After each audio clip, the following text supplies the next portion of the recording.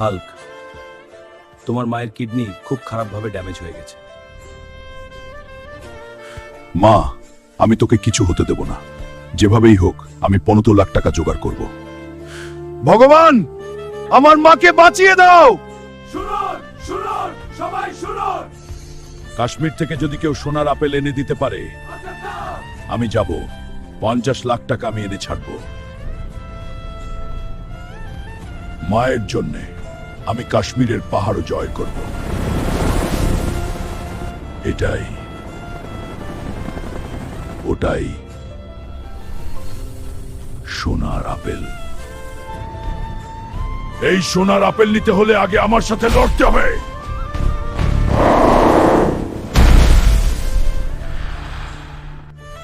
তুমি দুর্বল। তোমরা সবাই লাইক কমেন্ট সাবস্ক্রাইব করতে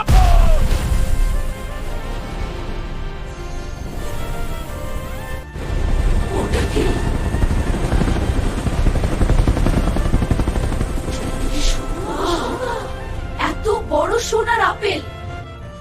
এটা পুরো খাঁটি সোনা। 50 লাখ টাকা এখনই দেওয়া হবে। ডাক্তার সাহেব, আমার মাকে বাঁচান। টাকা নিয়ে চিন্তা করবেন না। আপনার মা এখন নিরাপদ।